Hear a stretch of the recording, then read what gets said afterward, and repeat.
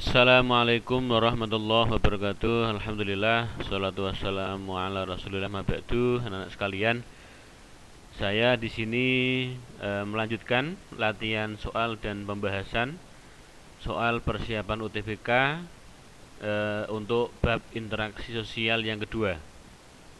Sebelumnya sudah saya buat video tentang sama pembahasan soal yang pertama, silakan ditonton. Oke, kita akan bahas soal-soal selanjutnya dari latihan-latihan soal untuk persiapan UTBK. Kita langsung ke soalnya. Pembauran yang menyebabkan terjadinya percampuran kepercayaan yang ada di Indonesia sebagai dampak pembauran kebudayaan merupakan bentuk dari 1. Asimilasi, 2. Internalisasi, 3. Akulturasi, dan 4. Sinkretisme. Di sini adalah soal pernyataan. Dari soal ini, ya, dari soal yang ada, kira-kira jawabannya apa? Ada pembauran yang menyebabkan terjadinya percampuran kepercayaan. Ini kata kuncinya. Percampuran kepercayaan sebagai dampak dari pembauran kebudayaan. Ini merupakan dampaknya. Jadi ketika ada asimilasi pembauran, dampaknya berupa kepercayaan, percampuran kepercayaan. Kira-kira apa? Jawabannya adalah sinkretisme. Sinkretisme, percampuran kepercayaan karena akibat dari percampuran kebudayaan. Jadi sinkretisme adalah pembauran kepercayaan yang telah hidup secara berdampingan dengan waktu yang sangat lama dan terkadang akan memunculkan kepercayaan baru. Karena adanya pembauran tadi, ini adalah efek akibat dari asimilasi adalah sinkretisme, pembauran dari sebuah kepercayaan atau keyakinan. Oke, itu untuk soal yang keempat, lanjutan dari soal yang sudah saya bahas pada video sebelumnya. Kita lanjut pada soal berikutnya. Kerjasama yang terjadi antara tim penyelamat korban bencana alam merupakan interaksi dengan memberikan dampak secara positif serta saling membutuhkan untuk penanggulangannya. Mereka beranggapan jika tidak bersatu, kinerja yang sedang dihadapi tidak akan berjalan secara maksimal. Tindakan tersebut didasarkan pada nilai apa?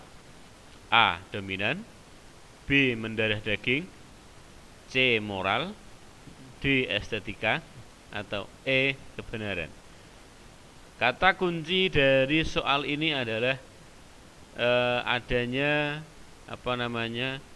kerjasama, ya.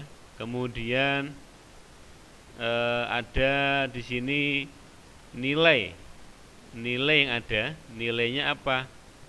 Saling membutuhkan untuk menanggulangi bencana tersebut.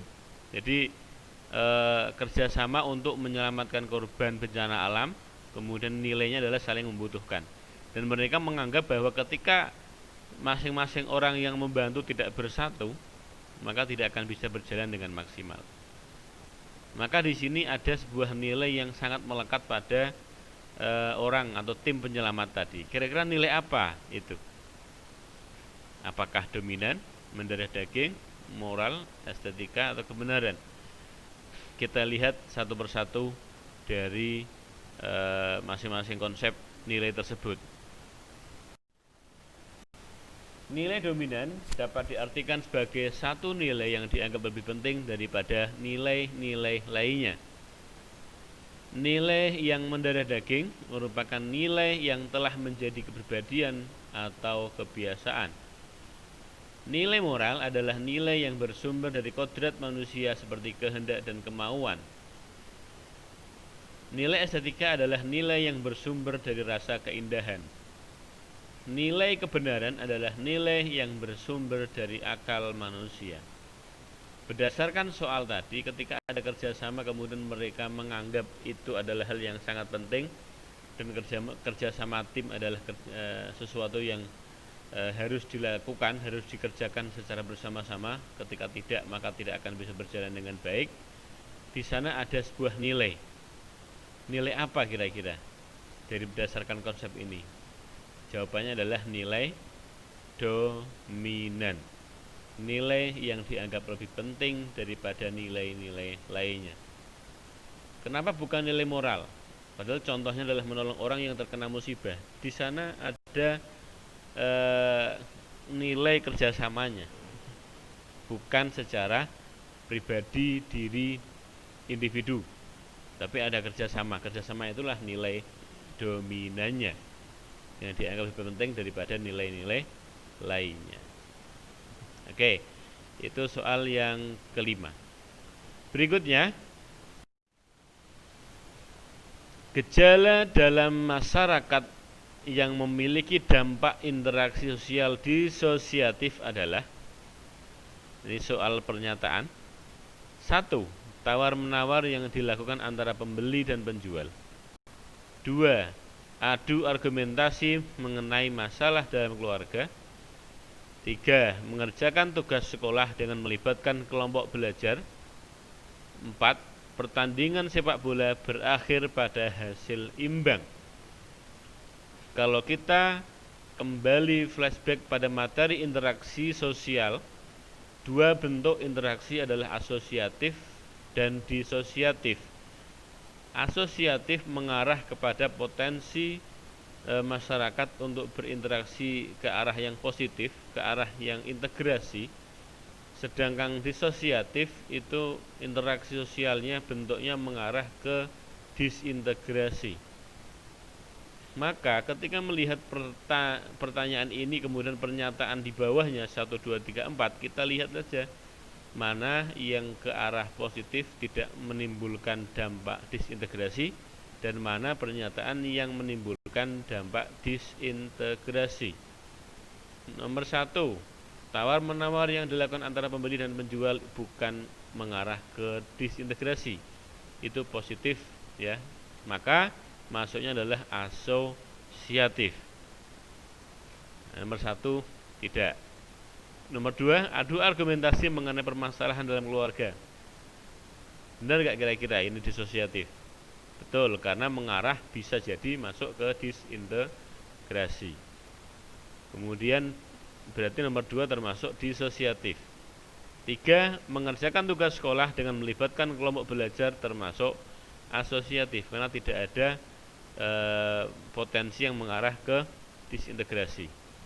Yang keempat, pertandingan sepak bola yang berakhir pada hasil imbang termasuk disosiatif karena ini adalah persaingan atau kompetisi. Maka jawabannya adalah 2 dan 4. 2 dan 4 benar, berarti opsinya adalah C. Oke? Seperti itu anak. Ini bentuk dari interaksi sosial yang disosiatif, merupakan interaksi yang memiliki dampak negatif atau kedepannya berdampak buruk atau lebih kepada disintegrasi sosial. Demikian soal dan pembahasan yang dapat saya sampaikan pada video yang kedua. Terima kasih atas perhatiannya. Tolong untuk tetap semangat dalam pembelajaran dimanapun kalian berada. Walaupun tidak bisa tatap muka, sampai sekarang masih belajar dan daring. Jangan lupa sekali lagi untuk like dan subscribe pada channel video saya. Syukran ala ihtimamikum. Wassalamualaikum warahmatullahi wabarakatuh.